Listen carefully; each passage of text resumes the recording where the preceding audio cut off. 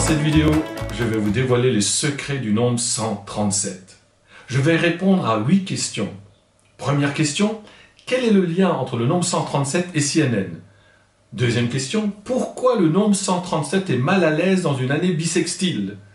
Troisième question, quel est le lien entre le nombre 137 et Archimède?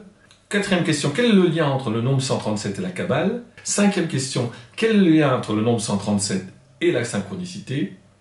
Sixième question, quel est le lien entre le nombre 137 et la constante de la structure fine? Septième question, quel est le lien entre le nombre 137 et une mine de crayon? Et huitième question, quel est le lien entre le nombre 137 et un livre? Première question, quel est le lien entre le nombre 137 et CNN? Eh bien, CNN, c'est un acronyme pour chiffres, nombres, numéros. 137, c'est un nombre composé de chiffres, sachant qu'un chiffre, c'est de 0 à 9. Un nombre, c'est composé de chiffres.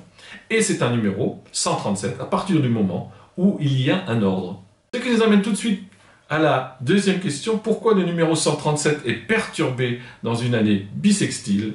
Eh bien, en temps normal, la 137e journée de l'année, c'est le 17 mai.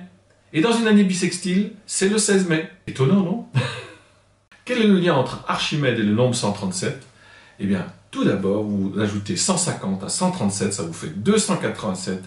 Archimède est né 287 avant Jésus-Christ. Bon, c'est pas le plus important. Le plus important, c'est que Archimède, c'est le père des nombres premiers. 137 est un nombre premier. C'est quoi un nombre premier? C'est un nombre qui est divisible uniquement par 1 et lui-même. Et remarquez, 137 est composé uniquement de chiffres premiers, 1, 3 et 7. Alors, quel est le lien entre le nombre 137 et la Kabbale? Le mot Kabbale, écrit en hébreu, est composé de 4 lettres, et chaque lettre correspond à un nombre. Et la somme de ce nombre, vous avez deviné, c'est 137. Et maintenant, quel est le lien avec la synchronicité? Ah, la synchronicité, un thème qui m'est cher. La synchronicité, c'est coïncidence significative. Ce mot a été défini par Carl Gustav Jung en 1930, et Jung était un ami de Wolfgang Pauli, un des pères de la physique quantique.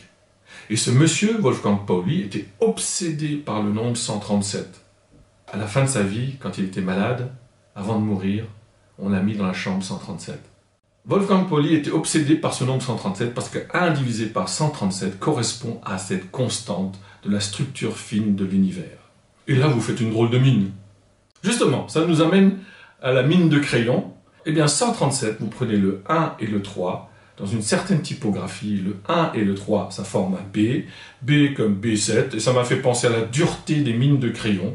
Oui, pour ceux qui s'en rappellent. Eh bien, c'était le côté capillotracteur. Justement, j'en ai plus beaucoup des cheveux. Alors, quel est le lien entre le nombre 137 et un livre? Eh bien, le livre est le suivant. C'est un livre qui s'appelle justement 137, écrit par Arthur Miller. Non, pas celui qui était copain avec Marilyn Monroe. Arthur I. Miller, c'est un autre. Malheureusement, ce livre n'est pas en français. 50% de ce que je vous ai parlé aujourd'hui dans cette vidéo se trouve dans ce livre. Eh bien, chers amis, 1. Mettez-moi un pouce. 3. Mettez-moi 3 commentaires.